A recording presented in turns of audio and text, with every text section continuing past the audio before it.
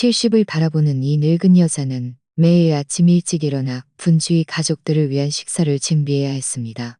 하지만 사돈어른 이숙자 씨는 제가 시장에서 채소를 비싸게 사왔다고 늘 트집을 잡았고, 며느리 최수진은 옆에서 거들며 마치 제가 하는 모든 일이 잘못된 양 굴었죠. 가장 가슴 아팠던 건 제가 손수 키운 아들 박준영이었습니다. 그는 제가 사돈어른과 다투는 동안 한마디 변호도 해주지 않았을 뿐더러 제 이름은 김영숙. 이제 70살이 되려면 채 2년도 남지 않았습니다. 새벽 6시 저는 일찌감치 일어나 부엌으로 향했습니다. 주방 조리대는 제가 깨끗하게 닦아 먼지 한 톨 없었고, 칼거리에는 날카로운 식칼들이 가지런히 걸려 있었습니다. 저는 채소 바구니를 들고 어제 사온 채소들을 도마 위에 올려놓으며 오늘은 손자 도윤이에게 뭘 해줄까 고민했습니다. 한참 자랄 나이니 잘 먹여야 한다는 생각뿐이었죠. 냄비에 물을 끓이기 시작하자마자 사돈어른 이숙자 씨가 방에서 튀어나왔습니다. 저보다 3살 어린 그녀는 혀가 칼날보다 날카로웠고 평소에도 트집 잡기를 좋아했죠. 아이고, 영숙 씨, 어제 사온 채소는 왜 이렇게 비싸요? 한 근에 3,000원이라니. 시장에서는 2,500원이면 살 수 있는데 정신이 없으신가? 그녀는 말하면서 목을 쭉 베고 도마 위의 채소들을 마치 회계장부를 검사하듯 노려봤습니다. 제 손에 들린 국자가 멈칫했고 가슴 한구석에서 울컥하는 기분이 치밀어 올랐습니다. 이런 말은 한두 번 들은 게 아니었지만 가화만사성이라는 생각에 참고 넘어가곤 했죠. 깨끗하고 신선해서 좀 비싸도 괜찮아요. 괜찮긴 뭐가 괜찮아요. 돈이 하늘에서 떨어지는 줄 알아요. 우리 아들이 벌어오는 월급으로 월 할 수 있다고. 매달 영숙 씨가 돈을 집에 넣어주지 않으면 어떻게 이 생활을 유지하겠어요? 이숙자 씨는 콧방귀를 끼며 비꼬는 말투였습니다. 저는 속으로 비웃었습니다. 이 말은 충고가 아니라 노골적으로 제 가슴을 찌르는 말이었습니다. 저는 매달 700만 원을 아들 가족의 생활비로 주고 있다는 걸 주고 있다는 거주기 생활비로 주고 있다는. 저는 평생 이를 악물고 일하며 아들이 가정을 이루는 것이 쉽지 않고 손자 학원비도 많이 드니 조금이라도 도와주려 했습니다. 하지만 그들의 눈에는 당연한 일처럼 보였습니다. 음식이 막 나왔을 때 며느리 최수진이 침실에서 나왔습니다. 졸린 얼굴이었지만 짜증 섞인 표정이었습니다. 분위기가 심상치 않음을 감지한 그녀는 즉시 다가와 말했습니다. 어머니, 친정엄마가 직설적으로 말씀하시는 건데 너무 나무라지 마세요. 저희 집 돈 나가는 게 아까워서 그러시는 거예요. 어머니는 늘 물건 살 때마다 손이 크셔서 저희 젊은 사람들은 한 푼이라도 아끼려고 했었는데 말이죠. 게다가 요즘 도윤이 학원비가 한 달에 몇십만 원인데 저희도 함부로 돈 쓸 수가 없어요. 그녀는 말하면서 밥그릇을 들고 현명한 척했지만 눈빛에는 노골적인 비웃음이다. 저는 두부를 집어 입에 넣었습니다. 저는 두부를 찌는 것이 분명했죠. 제 가슴은 싸늘하게 식었습니다. 아무리 며느리라지만 저를 하게 식었습니다. 삼키는 순간 쓴 약보다 더 괴롭게 느껴졌습니다. 저는 침묵했지만 속으로는 천 갈래 만 갈래 생각이 맴돌았습니다. 매달 700만 원이 마치 알람 시계처럼 준영이 카드에 입금되었습니다. 그들이 집을 사고 차를 사고 손자가 학원에 가는 모든 비용은 제 돈으로 감당되었습니다. 하지만 결국 저는 채소 몇천 원, 채소 몇천 원 쓰는 것 가지고도 이렇게 시비가 걸리는 신세였습니다. 평생을 고생하며 걸어들인 연금에 예금 이자를 합치면 한 달에 800만 원. 남들이 보기에는 여유로운 노인이었지만 제 집에서는 이숙자 씨는 제가 말이 없자 더욱 기세등등하게 말했습니다. 영숙 씨, 정말 이 가정을 위한다면 살림을 제대로 꾸려야 해요. 함부로 돈 꺼내지 말고. 여자가 돈을 헤프게 쓰면 언젠가 사람들에게 비웃음만 사게 될 거예요. 그 말은 칼날처럼 제 심장을 찔렀습니다. 저는 부족한 것이 아니라 배려와 존중이 부족한 것이 아니라 배려와 존중이 부족했습니다. 저는 참지 못하고 젓가락을 내려놓고 그녀를 올려다보며 맞받아치려 해다보며 맞받아치려 젓가락을 내려놓고 식탁 위 공기는 얼어붙었고 손자 도윤이는 고개를 숙인 채 작은 손으로 젓가락을 꽉 쥐고 감히 끼어들지 못했습니다. 겨우 12살, 눈치 볼 나이였죠. 저는 그 아이를 보며 가슴이 아팠습니다. 이런 장면을 얼마나 많이 봤을까요? 최수진은 어색하게 웃으며 말했습니다. 어머니, 너무 신경 쓰지 마세요. 친정엄마가 워낙 직설적이셔서 아기는 없어요. 그럼 이렇게 하는 건 어때요? 앞으로 채소 살 돈은 제가 잘 골라서 살 테니 어머니보다 훨씬 절약될 거예요. 제 가슴이 쿵 하고 내려앉았습니다. 이게 무슨 뜻인가요? 채소 살 권리마저 빼앗겠다는 건가요? 저는 억지로 웃으며 말했습니다. 됐어요. 제가 익숙하니 채소 사는 일은 제가 할게요. 목소리는 떨렸습니다. 식탁 위 음식은 아직 따뜻했지만 제 입안은 온통 쓴맛으로 가득했습니다. 집어든 반찬을 몇 번 씹다가 삼켰습니다. 씹어 삼키고 싶었던 것은 반찬이 아니라 제 늙은 얼굴이었습니다.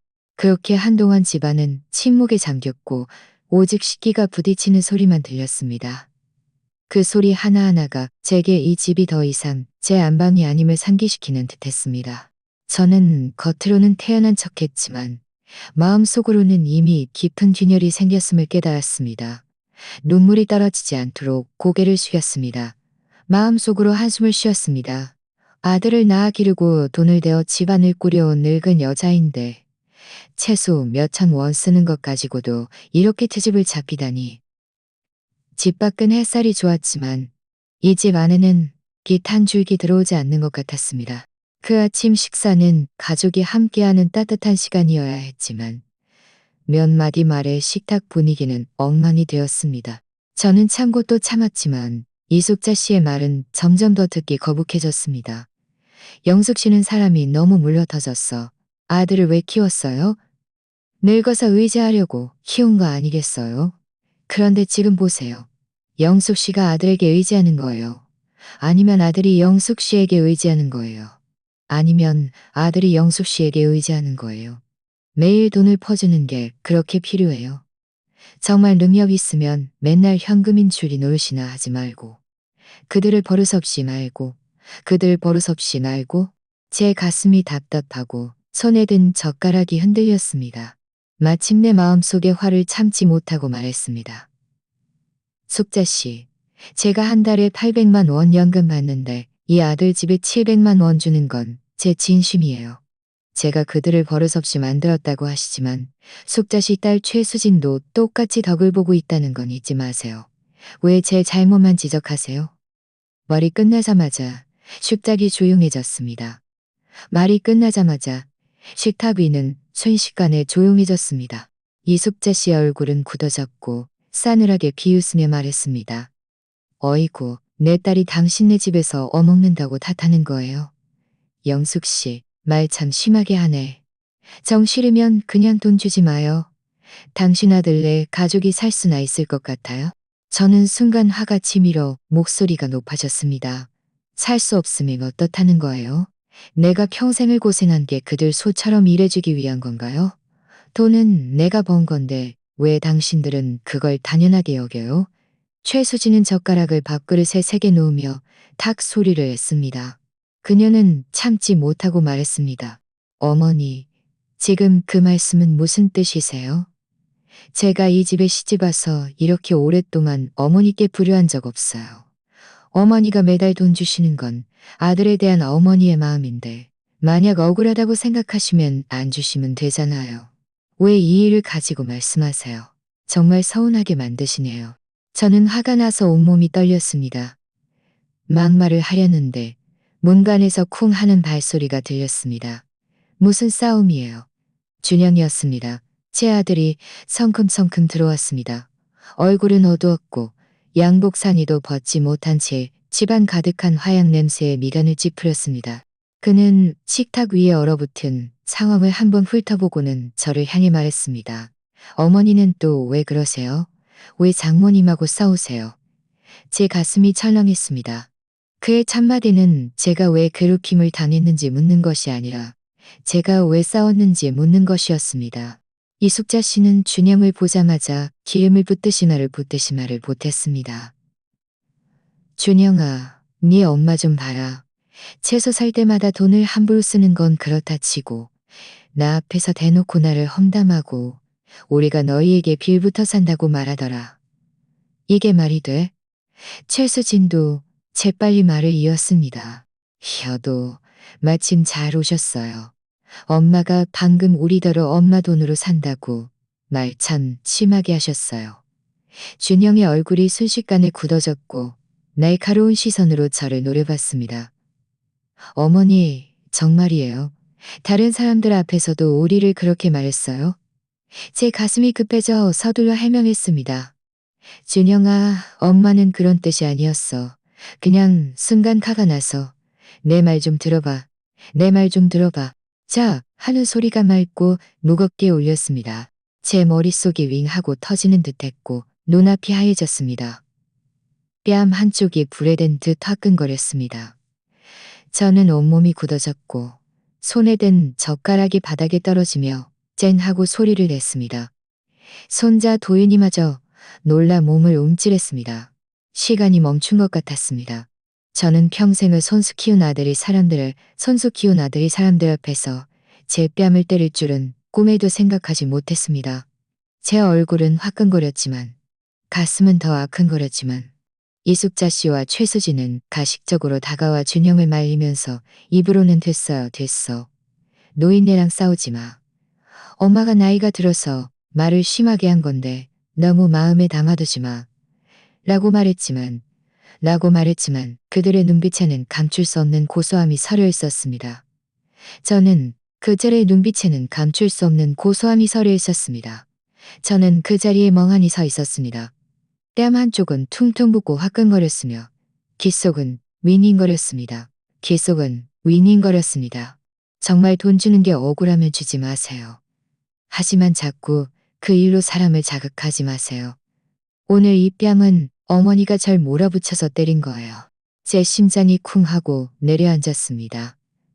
결국 그의 눈에는 제가 그를 키운 어머니가 아니라 평생의 재산을 털어 그 가족을 부양하는 사람이 아니라 그저 잔소리만 하는 짐 덩어리였던 것입니다.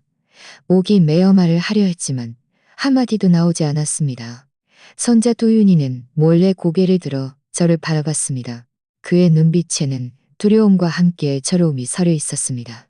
그는 조심스럽게 제 소매를 잡아당기며 작은 목소리로 할머니 라고 불렀습니다. 이 한마디 할머니 소리에 저는 더 이상 눈물을 참을 수 없었습니다. 저는 떨리는 손으로 아픈 뺨을 감싸고 손가락 틈새로 눈물이 흘러내렸습니다. 저는 평생을 살아오면서 어릴 때부터 참고 또 참았습니다. 남편이 일찍 세상을 떠나 홀로 아이를 키운 고통을 참고 힘들게 일하며 살아온 고생을 참고 며느리와 사돈어른의 냉대와 비아냥을 참았습니다. 하지만 이 순간 갑자기 모든 인내가 우스꽝스럽게 느껴졌습니다. 평생 돈을 모은 것은 이 뺨 한 대를 맞기 위함이 아니었습니다. 저는 아들을 향해 떨리는 목소리였지만 또렷하게 말했습니다. 준영아, 네가 날 때린 이 뺨, 엄마는 기억할 것이다. 집안은 다시 죽은 듯이 고요해졌습니다. 최수진과 그녀의 엄마는 여전히 화해시키는 척했지만 제 귀에는 아무것도 들리지 않았습니다. 제 마음은 이미 완전히 식어버렸습니다. 이 뺨 한 대가 저를 깨어나게 했습니다. 저는 고개를 숙여 식탁 위에 아직 따뜻한 김을 내내는 음식들을 바라봤습니다. 갑자기 그 음식들이 유난히 눈에 거슬렸습니다. 그 밥은 한 숟가락도 먹을 수 없었습니다. 제 뺨은 여전히 화끈거렸고 그 뜨거운 감각이 계속 심장으로 파고들었습니다. 그 순간 온몸의 피가 머리로 솟구치는 것 같았습니다. 저는 천천히 고개를 들어 눈앞의 아들을 노려봤습니다. 준영이, 제가 선수 키운 아들. 어릴 적 아플 때는 안고 병원을 뛰어다녔고 학창 시절에는 허리띠를 졸라매며 학비를 대주었고 직장에서 어려움을 겪을 때는 온갖 방법을 동원해 도와주었습니다.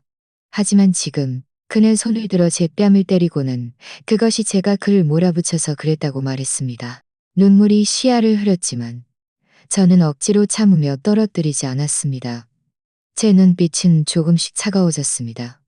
준영아, 제가 낮고도 전례 없는 힘이 실린 목소리로 불렀습니다. 똑똑히 들어라. 여기는 내 집이다. 이 벽돌 한 장, 기와 한 장 모두 내가 힘들게 일해서 마련한 거야. 이 돈은 내가 번 거고 누가 어떻게 쓴 내가 결정할 일이지. 네가 그리고 저들이 결정할 일이 아니다. 집안 분위기는 순식간에 팽팽해졌습니다. 이숙자 씨는 처음에는 멍하니 있다가 이내 싸늘하게 비웃었습니다. 어이구, 우리랑 따지자는 거예요. 돈은 많겠지만 아들이야말로 당신 노후의 뿔이 아니겠어요? 지금 우리를 내쫓지만 늙어서 누가 돌봐준대요? 최수진도 재빨리 말을 이었습니다. 어머니, 너무 감정적으로 그러지 마세요. 정말 돈적으로 그러지 마세요. 집은 다 같이 사는 곳인데, 저희는 자식인데, 어떻게 어머니와 다툴 수 있겠어요? 그녀는 입으로는 부드럽게 말했지만, 눈빛에는 은근한 승리감이 번득였습니다. 마치 당신은 우리 없이는 안 된다고 말하는 듯 했습니다. 제 가슴이 울렁거렸고 반평생을 참아온 화가 마침내 폭발했습니다. 다들 똑똑히 들어라. 저는 식탁을 세게 내리쳤고 그릇들이 와장창 소리를 내며 흔들렸습니다. 오늘부터 나 김영숙은 더 이상 누구의 현금인 줄기도 아닐 것이다. 누가 또 돈을 달라고 손을 내밀면 당장 이 집에서 나가라. 너희뿐만이 아니다. 저는 한 명씩 가리키며 목소리를 높였습니다. 준영이, 네 며느리, 그리고 네 장모, 모두 당장 내 집에서 나가라. 지금 당장. 제 목소리가 너무 커서 제 귓속마저 윙윙거렸습니다. 공기는 죽은 듯이 고요했습니다. 준영은 멍하니 입을 벌린 채 제가 이런 말을 할 줄은 전혀 예상치 못한 듯 했습니다. 어머니, 뭐라고요? 그의 목소리는 떨렸고 믿을 수 없다는 듯 했습니다. 내가 말했잖아. 저는 그를 똑바로 노려봤습니다. 너희는 나가라. 여기는 내 집이지. 너희가 마음대로 때리고 마음대로 계산하는 곳이 아니야. 최수진의 얼굴이 변했습니다. 어머니 미치셨어요? 이 집이 어머니 혼자만의 것이 아니잖아요. 준영이는 어머니 아들이니 지분도 있죠. 저는 싸늘하게 비웃었습니다. 지분? 이 집을 살 때 돈은 내가 냈어. 너희는 한 푼도 내적힌 글씨를 못 읽는 거니? 최수진은 말문이 막혔습니다. 이숙자 씨는 화가 나서 온몸을 떨며 저를 욕했습니다. 김영숙, 이건 자식이고 손자고 다 끊어버리는 짓이야. 네 아들과 며느리를 내쫓으면 네 아들과 며느리를 내쫓으면 내 아들과 며느리를 내쫓으면 이 한마디가 제 오랜 분노에 불을 지폈습니다. 아무도 제사를 지내주지 않는다고? 저는 갑자기 크게 웃었습니다. 그 웃음 속에는 서러움과 조롱이 뒤섞여 있었습니다. 내가 반평생을 고생한 게 나를 때릴 아들을 키우기 위함이었나? 너희가 내 돈을 계속 노리도록 두기 위함이었나? 만약 그런 아들이라면 나는 차라리 아무도 제사를 지내주지 않아도 괜찮아. 집안은 숙연해주지 않아도 괜찮아. 준영은 멍하니 저를 바라봤고 그의 눈빛에는 당황스러움과 두려움이 스쳐 지나갔습니다. 저는 그를 보며 얼음잔 같은 목소리로 말했습니다. 준영아, 기억해라. 네가 오늘 때린 이 뺨이 나를 깨어나게 했어. 오늘부터 나는 더 이상 너를 버릇없이 키우지 않을 것이다. 내가 힘들게 모은 돈은 오직 나 자신을 위해 쓸 것이다. 너희는 어떻게 살든 알아서 해라. 더 이상 나에게 손 내밀지 마라. 제 말은 낡게 살든 알아서 해라. 제 말은 날카로운 칼처럼 모자 관계의 마지막 의존성을 끊어냈습니다. 그는 얼굴이 온통 벌개졌고 입술을 떨며 말했습니다. 어머니, 정말 이렇게 매정하게 굴 거예요. 저는 그의 눈을 똑바로 보며 또렷하게 말했습니다. 이건 매정한 게 아니라 내 마지막 깨달음이다. 말을 마치고 저는 몸을 돌려 침실로 향했고 문을 쾅 하고 닫았습니다. 문 밖에서는 잠시 정적이 흐른 뒤 부스럭거리는 짐 정리 소리가 들렸고 이숙자 씨의 낮은 욕설도 들렸습니다. 제 손은 여전히 떨렸고 가슴의 통증은 가라앉지 않았지만 눈빛에는 눈물이 반짝였습니다. 그 순간 저는 마치 긴 악몽에서 깨어난 것 같았습니다. 아들이 아무리 친해도 돈이 아무리 많아도 존중과 감사가 없으면 모든 것이 허무하다는 진리를 깨달았습니다. 저는 더 이상 참을 수 없었습니다. 더 이상 그들이 저를 짓밟고 저를 무한정 돈을 뽑아내는 현금인 줄기로 여기게 둘 수 없었습니다. 집안은 죽은 듯이 고요했습니다. 저는 문을 닫고 문에 기대어 섰습니다. 가슴이 답답했고 뺨 한쪽은 여전히 화끈거렸지만 그 통증 너머에는 한 번도 느껴보지 못한 깨달음이 있었습니다. 저는 침대에 누워 밤새 잠을 이루지 못했습니다. 창밖의 달빛이 커튼을 통해 들어와 제 베개 옆에 떨어졌습니다. 저는 갑자기 제가 길모퉁이에 서 있는 것 같았습니다. 앞으로 나아가려면 계속 참거나 아니면 모든 것을 뒤집어 엎어야 했습니다.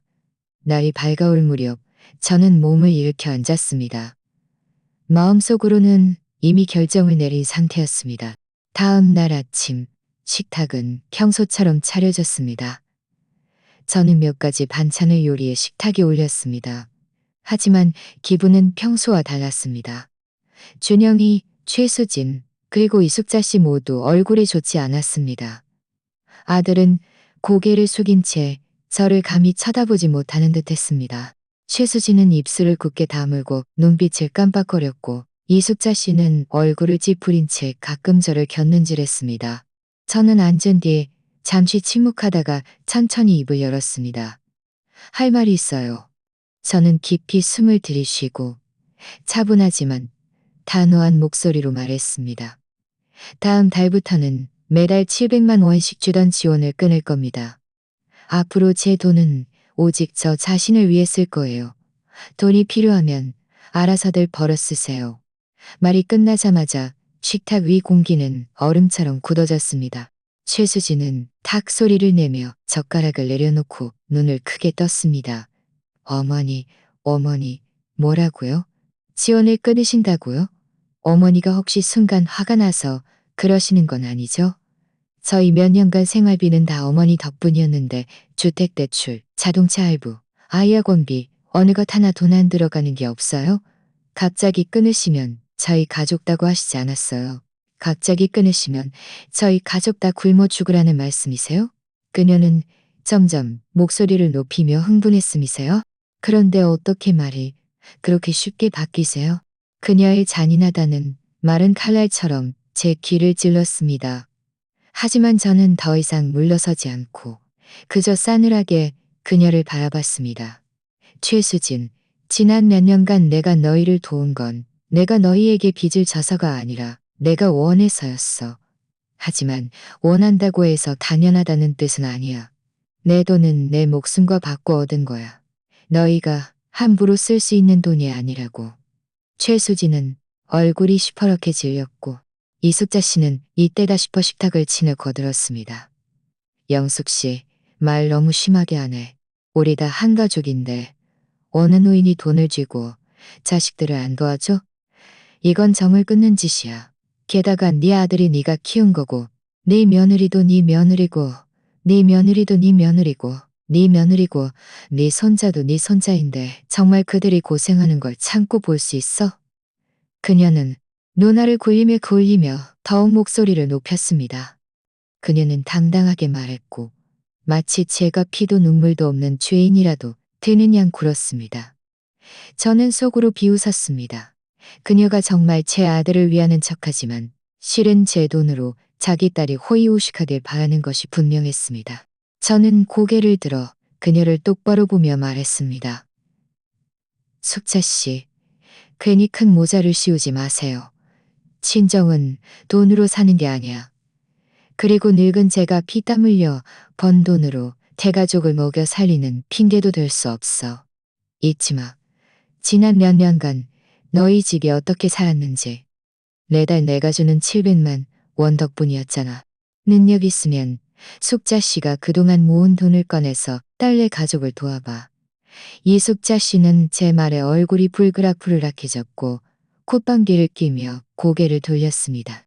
준영은 어머니가 비난당하는 것을 보자마자 폭발했습니다. 어머니, 어떻게 그렇게 말씀하세요? 돈은 사소한 문제지만 만약 어머니가 정말 그렇게 하시면 사람들이 뭐라고 하겠어요? 어머니가 매정하게 자기 아들마저 안 돌본다고 말할 거예요. 그럼 저희 자식된 도리로 어떻게 고개를 들고 다니겠어요? 저는 싸늘하게 비웃었습니다. 얼굴? 너희가 원하는 건 얼굴이고 내가 원하는 건 존엄이야. 너희는 어제 내가 그 뺨 한 대 맞을 때 어떤 기분이었는지 알아? 내가 아들을 키웠는데 결국 그는 손을 들어 나를 때렸어. 그런데도 너희는 내가 계속 돈을 내고 계속 참으라고? 꿈도 꾸지 마. 제가 여기까지 말하자 목소리가 갑자기 높아짐에 떨렸습니다. 기억해. 노후 자금은 오직 나 자신을 위한 거야. 다른 사람을 위한 게 아니야. 제 시선이 그들을 훑었고 칼날처럼 날카로웠습니다. 최수진은 입을 벌려 반박하려는 듯했지만 제 눈빛과 마주치자 결국 말을 잇지 못했습니다. 이숙자 씨는 얼굴이 시퍼렇게 질렸고 화가 나서 허벅지를 때렸습니다. 미쳤어. 미쳤어. 미쳤어. 미쳤어. 이건 고독하게 늙어 죽겠다는 거야. 준영은 오랫동안 침묵하다가 마침내 입을 열었습니다. 그의 목소리는 낮았고 분노와 수치심이 섞여 있었습니다. 어머니, 정말 이렇게까지 잔인하게 할 거예요. 준영아, 너도 30이 넘었으니 이제 스스로 의지해야지. 내가 너를 지금까지 도운 건 내 의무를 다한 거야. 만약 아직도 선을 벌리려 한다면 너는 내 아들이 아니라 기생충에 불과해. 그의 얼굴은 순식간에 빨갛게 달아올랐고 주먹을 꽉 쥐어 손마디가 하얗게 변했지만 한마디도 할 수 없었습니다. 식탁 위 분위기는 숨막히게 팽팽했습니다. 아무도 젓가락을 들지 않았고 아무도 말을 하지 않았습니다. 저는 천천히 일어나 식탁 위 그릇들을 치웠습니다. 동작은 흐트러짐이 없었습니다. 가슴의 통증은 여전했지만 그보다 더 큰 것은 전례 없는 해방감이었습니다. 저는 이 순간부터 제 인생이 정말로 새로운 장을 시작한다는 것을 알았습니다. 준영이, 최수진, 그리고 이숙자 씨는 풀이 죽은 채 짐을 챙겨 떠났습니다. 떠날 때도 불평과 비난을 쏟아내는 것을 잊지 않았습니다. 하지만 저는 더 이상 대꾸하지 않았습니다. 그저 문을 굳게 닫고 문에 기대어 길게 한숨을 내쉬었습니다. 집안에는 저 혼자만 남았습니다. 넓은 거실은 텅 비었고 방금 전까지 화약 냄새를 풍기던 싸움 소리는 아직 가시지 않은 듯했습니다. 저는 소파 옆으로 가서 앉았습니다. 사방의 고요함 속에서 오직 벽시계의 똑딱거리는 소리만 들렸습니다. 그 소리는 한 번 한 번 제 심장을 두드리는 듯했습니다. 저는 고개를 들어 벽에 걸린 이미 빛바랜 결혼사진을 바라봤습니다. 사진 속 저는 그 시절 가장 예쁜 한복을 입고 있었습니다. 그것은 수십 년 전의 저복을 입고 있었고 머리는 단정하게 빗어 넘겼습니다. 그것은 수십 년 전은 이미 세상을 떠난 제 남편이었습니다. 순진한 동경을 품고 결혼이 의지할 곳이고 남편이 의지할 곳이라고 믿었던 저였습니다. 하지만 누가 알았겠습니까? 그가 그렇게 일찍 떠나고 저 혼자 이 가정을 꾸려나가야 할 줄은. 눈물이 시야를 흐렸습니다. 저는 손으로 닦으려 했지만 닦을수록 더 흐려졌습니다. 저는 눈을 감고 지난 세월의 모든 기억들이 떠오르게 내버려 두었습니다. 남편이 세상을 떠나던 날 영안실의 흰색 천과 울음소리가 떠올랐습니다. 준현이는 이제 막 중학교에 들어갔을 때였습니다. 저는 눈물을 닦으면서도 이를 악물고 쓰러지면 안 된다고 스스로에게 다짐했습니다. 그 시절 저는 낮에는 공장에서 야근하고 밤에는 노점에서 장사했습니다. 밥 한 끼를 억지로 삼키며 버텨냈습니다. 준영이가 대학 입시에 떨어졌을 때 빚을 지고 그에게 바우를 시켜주었던 기억이 납니다. 그가 처음 직장에서 좌절하고 술에 취해 문간에 쓰러져 있을 때 저는 욕을 하면서도 그를 안고 방으로 들이취해 그를 안고 그를 안고 그를 안고 그를 안고. 하지만 이렇게 오랫동안 키워온 아들에게 돌아온 것이 뺨 한 대일 줄은 상상도 못했습니다. 이 생각에 제 가슴은 욱신거렸고 눈물이 뚝뚝 떨어져 옷깃을 적셨습니다. 저는 벌떡 일어나 침실로 들어갔습니다. 옷장 안에는 옷들이 가득했습니다. 이미 세상을 떠난 남편이 남긴 낡은 옷들도 있었습니다. 저는 옷들을 하나씩 꺼내접고 다시 하나씩 상자에 넣었습니다. 옷 한 벌 한 벌을 접을 때마다 마음이 칼로 베이는 듯 했습니다. 이 옷들은 저와 얼마나 많은 봄, 여름, 가을, 겨울을 함께 했을까요? 하지만 이제 그 옷들은 제게 이 평생을 얼마나 억눌려 살았는지를 상기시켜줄 뿐이었습니다. 저는 남편의 낡은 재킷을 품에 안았습니다. 코끝에는 묵은 냄새가 가득했습니다. 그 순간 저는 갑자기 이 집이 단 한 번도 제 것이 아니었음을 깨달았습니다. 젊었을 것이 아니었음을 깨달았습니다. 젊었을 때는 남편의 것이었고, 나중에는 아칸의 것이었고, 나중에는 아들과 며느리의 것이었습니다. 저는 그저 중요하게 여겨지지 않는 그림자일 뿐이었습니다. 단 한 번도 없었습니다. 이 생각에 제 손가락이 떨렸고 마침내 그 재킷을 상자에 넣었습니다. 저는 바닥에 앉아 옷잔에 등을 기댔습니다. 가슴속 비통함이 저를 짓눌러 숨쉬기조차 힘들었습니다. 시간은 점점 어두워졌습니다. 어둠이 찬찬히 내려앉았고 등불 아래 그림자는 외로워 보였습니다. 저 자신조차 낯설게 느껴졌습니다. 저는 갑자기 쓴웃음을 지었습니다. 이 평생을 힘들게 일하며 가족을 위해 하늘을 떠받치고 있다고 생각했지만 아들은 제 뺨을 때리고 며느리는 저를 잔인하다고 비난하며 사돈어른은 제가 정을 끊는다고 욕했습니다. 이른바 가족이라는 것이 대체 무엇일까요? 벽시계가 12번을 찼습니다. 깊은 밤이었습니다. 저는 재킷을 걸치고 베란다로 나갔습니다. 차가운 밤바람이 불어와 제 얼굴에 눈물을 말려주었습니다. 아래층 가로등 아래에서 길고양이 한 마리가 몸을 웅크린 채 자고 있었습니다. 외로웠지만 자유로워 보였습니다. 저는 갑자기 마음이 움직였습니다. 왜 나는 저 고양이처럼 될 수 없을까? 외로운 것은 두렵지 않습니다. 두려운 것은 차가운 집안에 갇혀 사람들에게 현금이 줄기 취급을 받고 화풀이 계산이 되는 것입니다. 저는 눈을 감고 길게 한숨을 내쉬었습니다. 이렇게 살아가는 것은 내가 원하는 삶이 아니야. 노년의 나는 다른 방식으로 살 거야. 저는 평생 저를 가두었던 이 집을 팔고 저를 질식시켰던 이 도시를 떠나기로 결심했습니다. 완전히 새로운 곳으로 갈 것입니다. 비록 홀몸이라 할지라도 저 자신의 존엄과 자유를 찾으며 살아갈 것입니다. 제주도라는 이름이 갑자기 떠올랐습니다. 몇 년 전 TV 프로그램에서 보았던 제주 바다와 한라산, 그 푸른 하늘과 햇살은 마치 또 다른 인생 같았습니다. 저는 아마 그곳이 제 남은 생의 안식처가 될 것이라고 생각했습니다. 저는 깨끗한 외투를 갈아입고 가방을 든 채 혼자 부동산 중개업소로 향했습니다.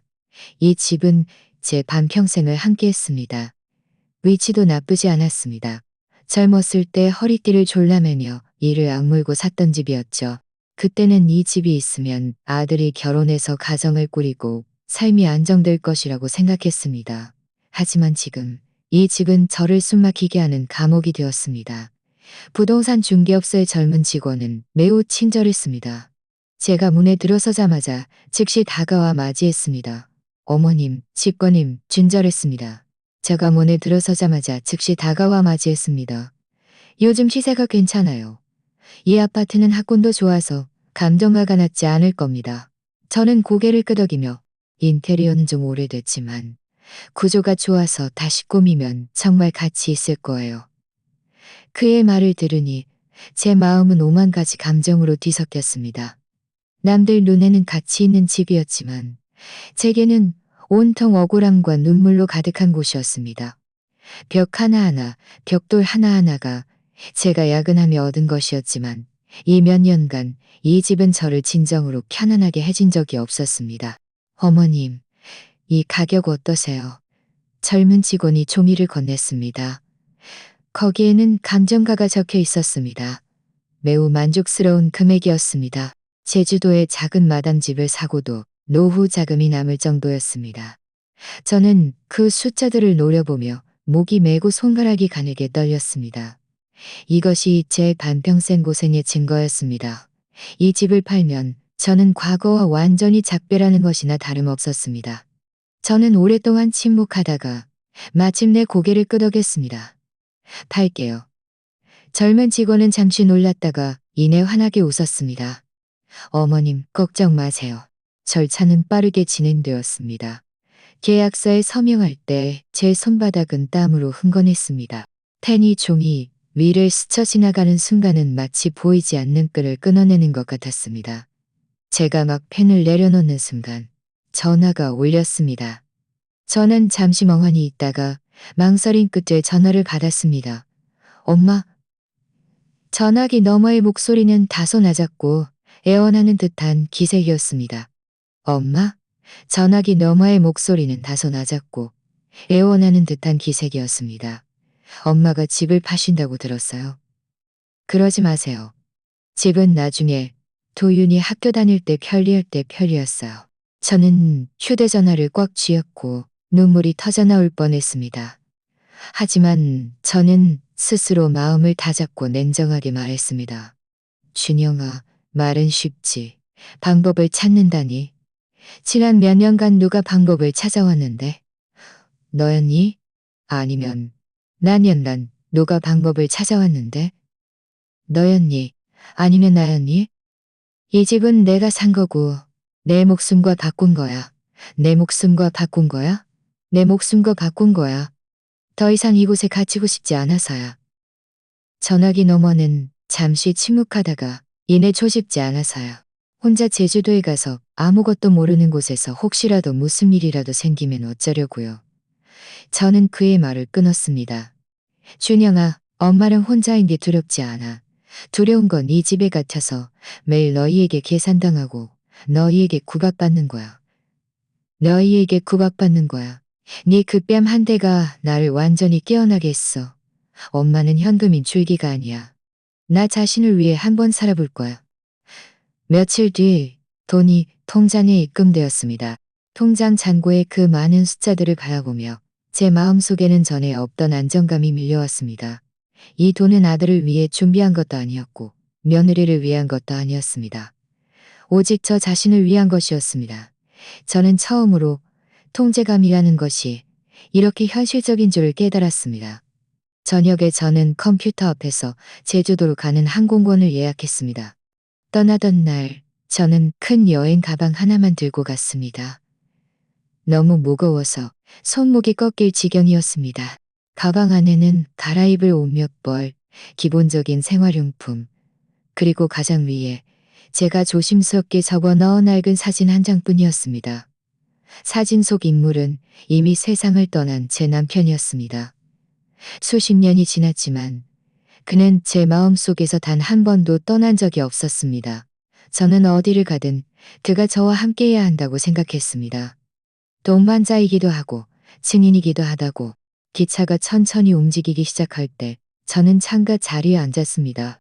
기차 바퀴가 레일과 마찰하면에는 덜컹 소리는 마치 심장박동처럼 제 마음을 한 번 한 번 두드리는 듯했습니다. 창밖 풍경이 빠르게 뒤로 물러났습니다. 익숙했던 도시가 점점 멀어졌습니다. 빌딩, 거리, 사람들 모두 조금씩 흐려졌습니다. 그곳은 제가 반평생을 살아왔던 곳이었습니다. 기쁨도 있었고 수없이 많은 슬픔도 있었죠. 이제 저는 온몸에 상처를 입은 채 마침내 그곳과 작별을 입은 채 갑자기 저는 웃었습니다. 그 웃음 속에는 씁쓸함도 있었고 형언할 수 없는 홀가분함도 있었습니다. 이것이 바로 환생의 기운일까요? 수십 년 동안 저는 그곳에 갇혀 있었습니다. 어머니이자 시어머니라는 역할에 갇혀 있었고 영원히 존중받지 못하는 가족 안에 갇혀 있었습니다. 제가 아무리 희생해도 사람들은 누구의 시어머니라, 사람들은 늘 저를 당연하게 여겼고 심지어 언제든 돌려다 부려먹을 수 있는 현금인 줄기로 취급했습니다. 저는 그저 김영숙, 자신을 위해 다시 한번 살아보고 싶은 한 여자일 뿐이었습니다. 기차 창밖의 하늘은 점점 맑아졌고 멀리 산 그림자가 겹겹이 이어지며 끝없이 펼쳐졌습니다. 햇살이 유리창을 통해 들어와 제 어깨 위에 따뜻하게 떨어졌습니다. 저는 참지 못하고 눈을 감고 나지막이 혼잣말했습니다. 김영숙, 너는 이제 자유야.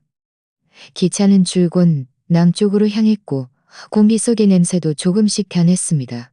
기차가 마침내 제주역에 들어섰을 때 저는 창밖으로 시원한 바람을 느꼈습니다. 제주의 바람은 육지의 거친 바람과 달리 물기와 풀향기를 머금고 부드럽게 스쳐 지나갔습니다.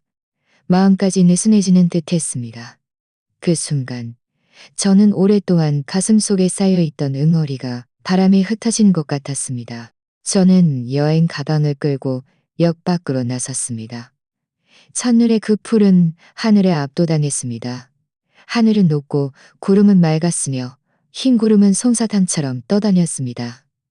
온 하늘이 펼쳐진 한 폭의 그림 같았습니다. 공기 속에는 도시의 먼지 냄새 대신 은은한 풀과 흙 냄새가 섞여 있었습니다. 저는 깊이 숨을 들이쉬었습니다. 온몸이 정화되는 듯한 기분이었습니다. 부동산 중개인의 안내를 받아 저는 마닷가 근처의 작은 마당집을 빌렸습니다. 마당은 크지 않았고 세 채의 작은 집이 둘러싸여 있었습니다. 담장에는 푸른 덩굴이 뻗어 있었고 마당에는 몇 그루의 장미와 오래된 금목서 나무가 심어져 있었습니다. 나뭇가지들은 무성하게 뻗어 있었습니다. 마당에는 몇 그루의 장미와 오래된 금목서 나무가 심어져 있었습니다. 마당은 낡았지만 깨끗하고 정돈되어 있었습니다. 햇살이 쏟아져 내리자 마당은 따뜻하고 정돈되어 있었습니다. 어머님, 이 집은 평소에 조용하고 이웃들도 다 좋아서 노후 보내기에 딱 좋아요. 저는 고개를 끄덕였습니다. 마음속에 갑자기 편안함이 밀려왔습니다. 나무 문을 열고 들어서자 집 안은 소박하고 깔끔했습니다. 흰색 벽은 약간 얼룩졌지만 매우 정돈되어 있었습니다. 매우 정돈되어 있었습니다. 나무 창문에서는 매우 정돈되어 있었습니다. 그 순간에야 비로소 제가 과거의 모든 것에서 진정으로 봄에 비스듬히 쏟아져 들어와 식탁 위에 황금빛으로 물들였습니다. 다음 날 아침 일찍 저는 장바구니를 들고 근처 시장에 갔습니다. 이곳 시장은 도시의 시장과 달랐습니다. 귀에 거슬리는 확성기 소리도 없었고 북적이는 인파도 없었습니다. 상인들은 친절하고 넉넉했으며 채소를 파는 노인들은 얼굴에 웃음꽃이 피어 있었습니다. 차는 노인들은 얼굴에 웃음꽃이 피어 있었습니다. 저는 고개를 들었습니다. 진열대에는 밭에서 막 뽑아온 푸른 채소들이 흙냄새를 풍기며 쌓여 있었습니다. 저는 쭈그리고 앉아 오이 몇 개를 고르는데 새빨간 꽃무늬 블라우스를 입고 손에는 채소가 가득 담긴 봉투를 들고 있었습니다. 눈빛이 반짝였습니다. 네, 방금 왔어요. 저는 웃으며 고개를 끄덕였습니다. 그렇구나. 그녀는 즐겁게 제 팔을 툭툭 치며 말했습니다. 나는 오정희 아주머니라고 불러요. 아가씨는요? 김영숙이요. 제가 이름을 말하자 그녀는 눈을 가늘게 뜨고 저를 자세히 살펴보더니 말했습니다.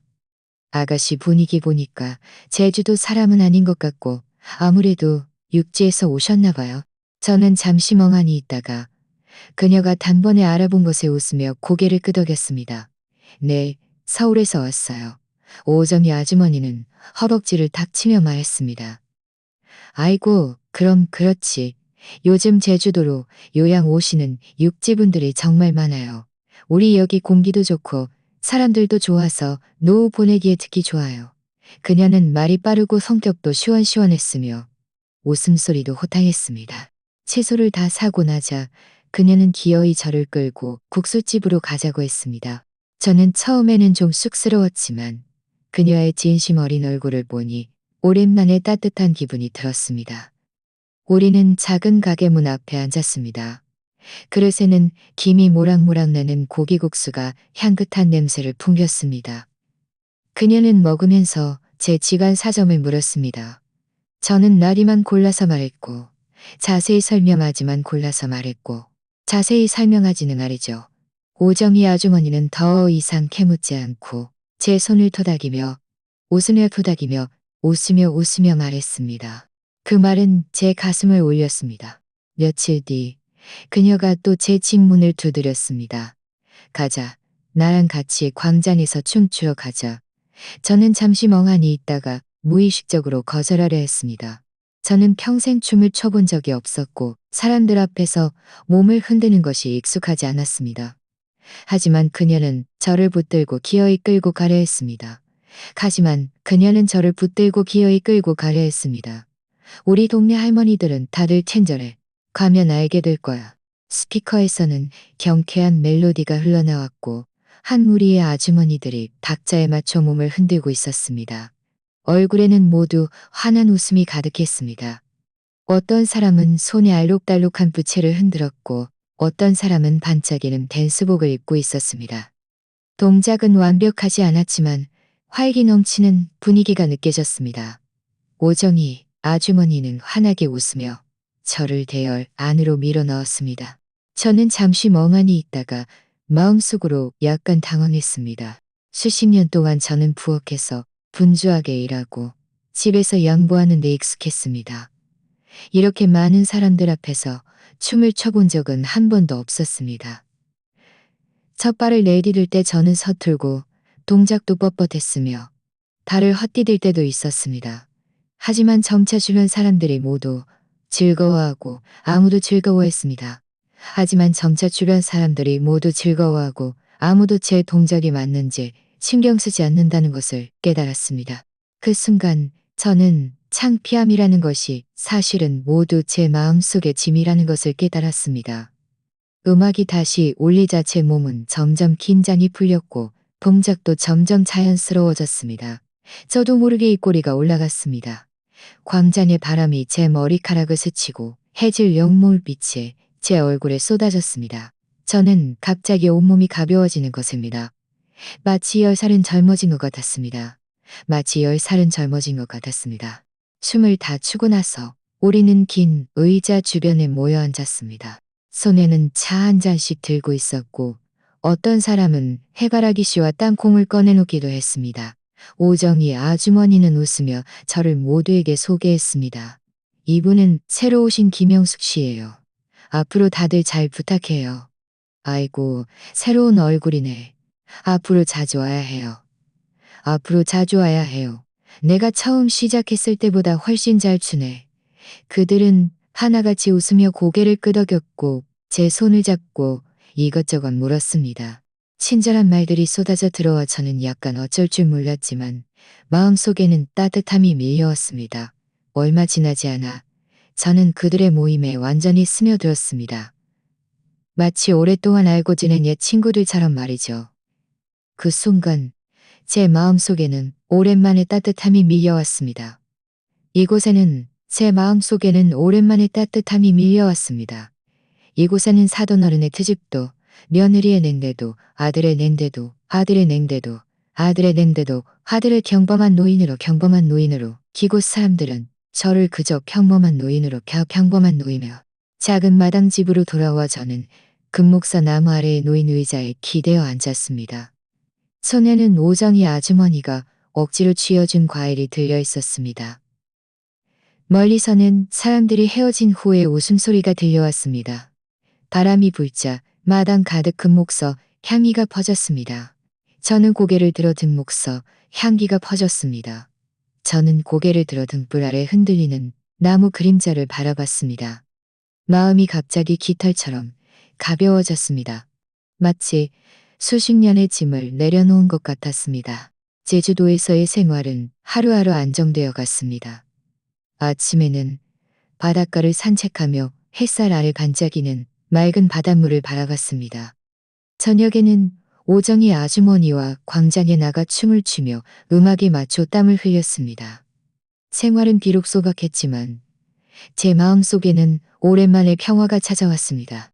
휴대전화 액정에는 박준영이라는 이름이 떴습니다. 화면이 켜질 때마다 제 가슴은 살짝 조여왔지만 저는 더 이상 전화를 받지 않았습니다. 제가 지원을 끊겠다고 선언한 순간부터 저는 스스로에게 더 이상 마음 약해지지 말자고 다짐했습니다. 왜냐하면 마음 약해지는 것은 결국 상처만 가져올 뿐이라는 것을 알았기 때문입니다. 하지만 그럼에도 불구하고 저는 여기저기서 들려오는 단편적인 소식들을 통해 그의 현재 삶의 그의 현적을 짐작할 수 있었습니다. 이웃들을 통해 제가 매달 700만 원에 짊어져 700만 원에 700만 제가 매달 700만 원에 지원해. 심지어 평소에 자주 가던 외식 횟수도 줄었다고 합니다. 최수지는 당연히 불만이 많았을 것입니다. 그녀는 워낙 입이 걸어서 돈이 없어지자 가장 먼저 준영을 탓했을 겁니다. 봐봐요. 당신 엄마 좀 봐요. 정말 매정하죠. 우리 집 살림이 원래는 좋았는데 자기 혼자 멋대로 끊어버리다니. 당신은 아들이면서 왜 자기 엄마도 제대로 못 다뤄요. 저는 최지진이 집에서 준영을 향해 손가락질하며 퍼붓는 모습을 거의 상상할 수 있었습니다. 그리고 예정할 수 있었습니다. 어느 날 그는 마침내 참지 못하고 제게 메시지를 보냈습니다. 엄마, 제가 엄마를 때리면 안 되는 줄 알아요. 하지만 엄마는 정말 저희를 안 도울 거예요. 주택 대출금을 못 내서 은행에서 독촉장이 왔어요. 저는 그 메시지를 노려보며 오랫동안 손가락을 하면 위에 멈춰두었습니다. 눈물이 눈가에 맺혔지만 결국 끼쳤지만 휴대자는 것을 더 잘 알고 있었지만 결국 저는 휴대전화를 식탁에 엎어놓고 답장하지 않았습니다. 시간이 조금씩 흘러갈수록 전화와 메시지는 점점 더 자주 왔습니다. 저는 아예 그의 번호를 차단했습니다. 하지만 모자간의 정은 끊을 수 없는 법. 제가 전화를 받지 않아도 저는 그가 진흙탕 속에서 허우적거리고 있다는 것을 느낄 수 있었습니다. 그는 친구들에게 돈을 빌리려다 거절당했다고 들었습니다. 직장에서도 실적 부진으로 상사에게 사람들 앞에서 질책당했다고 했습니다. 깊은 밤, 저는 자주 이런 생각에 잠겼습니다.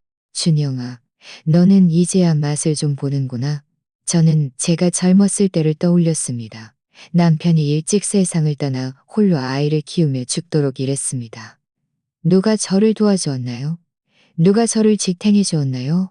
그때 저는 하늘을 원망하거나 사람을 탓하지 않고 그저 이를 악물고 버텨냈습니다. 하지만 너는 서른이 넘은 건장한 남자가 작은 어려움에도 내가 밑바닥을 받쳐줘야 한다고?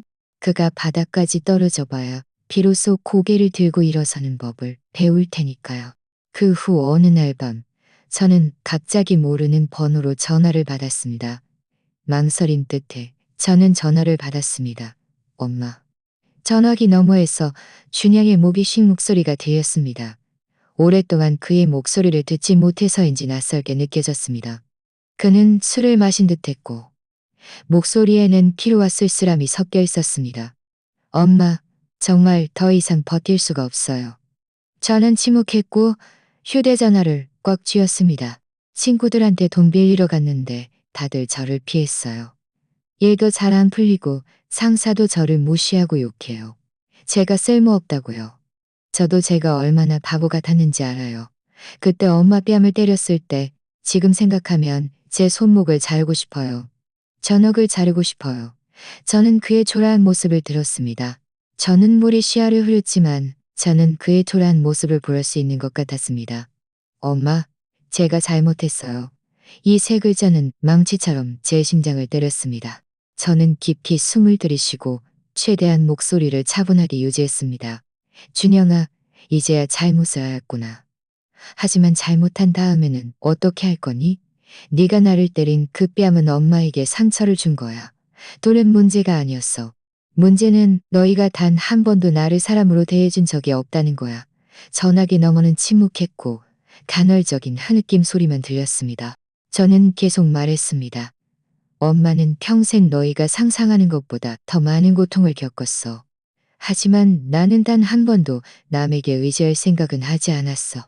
내가 오늘 제주도에서 편안하게 살 수 있는 건 나 자신을 위해 계획하는 법을 배웠기 때문이야. 준영아, 네가 남자라면 스스로 감당하는 법을 배워야. 엄마는 더 이상 너를 대신해서 감당해주지 않을 것이다. 말을 마치고 저는 전화를 끊었습니다. 손가락은 여전히 떨렸고 눈물은 이미 베개를 적셨습니다. 저는 그가 진정으로 후회하기 시작했다는 것을 알았습니다. 그날 저녁 마당의 금목서꽃이 한창 피어 향기가 은은하게 퍼져나갔습니다.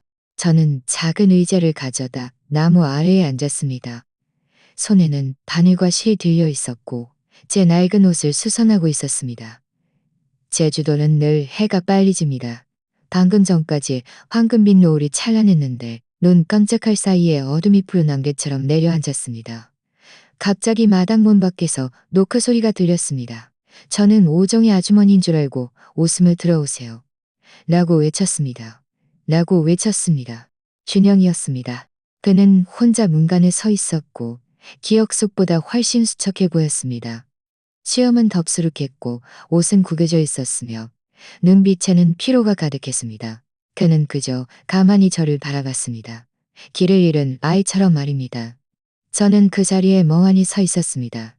손에 들린 바늘과 실은 무릎 위였습니다. 손에 들린 바늘과 실은 무릎 위로 떨어졌고 마음속에는 오만 가지 감정이 뒤섞였습니다. 놀랍기도 하고 은근히 화가 나기도 하고 목소리는 심하게 갈라져 있었습니다. 저는 그를 바라봤습니다. 아무 말도 하지 않았습니다. 수십 년간의 모자간의 정이 그 순간 밀려왔지만 그 뺨 한 대의 아픔 또한 여전히 선명했습니다. 저는 입술을 굳게 다물고 마음속으로 갈등했습니다. 한참 뒤 그가 갑자기 털썩하고 무릎을 꿇었습니다. 엄마, 제가 잘못했어요. 저는 깜짝 무릎을 꿇었습니다. 저는 깜짝 놀라 서둘러 손을 뻗어 그를 일으키려 했습니다. 이게 무슨 짓이야? 어서 일어나. 어떻게 엄마 뺨을 때릴 수 있었을까요? 제가 생각해도 제 손목을 자르고 싶어요. 엄마가 저를 욕하든 때리든 다 괜찮아요. 하지만 저를 모른 척하지는 마세요. 제발 저를 남처럼 대하지 마세요. 제 목이 메어왔고 눈물이 눈가에 맺혔지만 저는 이를 악물고 떨어뜨리지 않았습니다. 준영아를 맺혔지만 준영아, 네가 이렇게 무릎 꿇는 걸 보면 엄마 마음이 얼마나 아픈지 아니. 엄마는 너를 모른 척하려는 게 아니야. 정말 잘못했어요. 이 기간 동안 엄마 돈이 없어서 제가 정말 구덩이에 빠진 것처럼 살았어요. 하지만 힘들수록 엄마가 지난 몇 년간 얼마나 고생하셨는지 떠올랐어요. 엄마가 안 계셨으면 제가 어떻게 오늘날의 제가 될 수 있었을까요? 엄마, 저를 버리지 마세요. 제 손은 허공에 뻗어 있었습니다. 마음속 모정은 파도처럼 밀려와 당장이라도 그를 안아주고 무슨 일이 있어도 너를 버리지 않을 것이다 라고 말해주고 싶었습니다. 하지만 저는 다시 억지로 참았습니다. 왜냐하면 제가 마음이 약해지는 순간 그는 다시 예전처럼 의존하고 손을 벌리는 모습으로 돌아갈 것이라는 것을 분명히 알았기 때문입니다. 저는 깊이 숨을 들이쉬고 목소리를 차분하게 유지했습니다. 준영아, 일어나. 엄마는 너를 모른 척하지 않을 거야. 하지만 예전으로 돌아가지는 않을 것이다. 예전으로 돌아가지는 않을 것이다. 그는 멍하니 매일 새로운 잠일 것이다. 그는 멍하니 고개를 들었습니다. 하지만 돌아온 건 뭐였니? 구박이었고 비난이었고 그 뺨 한 대였어. 엄마는 마침내 깨달았어. 아무리 많은 돈을 줘도 존중은 살 수 없다는 것을. 엄마의 남은 인생은 더 이상 옛 길에 갇혀있지 않을 거야. 엄마는 나 자신을 위해 한번 살아볼 거야. 그는 아무 말도 하지 못하고 그저 멍하니 저를 바라봤습니다. 눈물 한 방울이 바닥에 떨어졌습니다. 저는 다가가 조용히 그를 일으켜 세웠습니다. 준영아, 엄마는 네가 아프지만 엄마는 더 이상 너를 대신해서 감당해 줄 수 없어. 네가 정말로 뉘우쳤다면 지금부터 스스로 책임을 져야 해. 돈은 없을 수 있지만 남자는 기계가 없으면 안 돼. 엄마가 보고 싶은 건 당당한 아들이지. 그저 손만 벌리는 아이가 아니야. 어깨는 입술을 깨물었고 어깨는 미세하게 떨렸습니다. 오랫동안 침묵하다가 마침내 목이 쉰 목소리로 말했습니다. 엄마, 제가 그렇게 할게요. 그렇게 할게요. 엄마, 제가 그렇게 할게요. 제가 정말 깨달았어요. 마당에는 바람이 부드럽게 불어왔고 금목사 향기가 가득했습니다. 저는 갑자기 이 순간이 정말 새로운 시작인 것 같다고 느꼈습니다. 모자 간의 균열이 당장 메워질 수는 없겠지만 적어도 그는 잘못을 인정하는 한 걸음을 내디뎠고 저 또한 맹목적으로 마음 약해지지 않는 법을 배웠습니다. 제주 바다의 바람은 언제나 부드럽습니다. 그날 저녁, 저는 혼자 바닷가를 따라 천천히 걸었습니다. 해는 산 뒤로 넘어가고 황금빛 노을이 띠처럼 물 위에도 제 위에도 쏟아졌습니다. 바닷물은 잔잔하게 반짝이며 돌들을 때리는 소리를 냈습니다. 마치 제게 속삭이는 듯 했습니다. 저는 고개를 들고 공기 중에 섞인 풀과 흙냄새를 들이쉬었습니다. 마음속에 갑자기 평온함이 밀려왔습니다. 수십 년 동안 저는 바쁘고 힘들게 일하고 참는 데 익숙했습니다. 늙어서도 이런 삶을 살 수 있을 거라고는 상상도 못했습니다. 조용하고 자유로우며 누구의 눈치도 보지 않아도 되는 삶. 영숙 씨. 뒤에서 오정희 아주머니의 시원한 목소리가 들렸습니다. 저는 뒤를 돌아봤습니다. 그녀는 과일 봉투를 들고 빠른 걸음으로 다가오고 있었고 얼굴에는 환한 웃음이 가득했습니다. 혼자 산책 나왔어요? 마침 잘 됐다. 내가 한라봉 좀 가져왔으니 우리 집에 가서 먹으면서 이야기해요. 저는 웃으며 고개를 끄덕이고 그녀와 나란히 걸었습니다. 바닷가 벤치를 지나 우리는 앉았습니다. 해질녘 노을빛이 우리 얼굴에 쏟아져 따뜻했습니다. 오정희 아주머니는 한라봉 껍질을 벗겨 제게 반쪽을 건네주며 웃으며 말했으며였고 저는 잠시 멍하니 아주머니는 한라봉 껍질을 반쪽을 건네주매다. 나 내년에 티베트에 가볼 생각이에요. 이 나이 되니 돈도 내니 돈도 많이 생각이에요. 젊었을 때 가고 싶었던 곳이 얼마나 많았을까요? 하지만 일 때문에, 아이 때문에, 집안일 때문에 단 한 번도 진정으로 발을 내디뎌 본 적이 없었습니다. 티베트요. 저는 나지막이 되뇌었습니다. 저도 모르게 입꼬리가 올라갔습니다.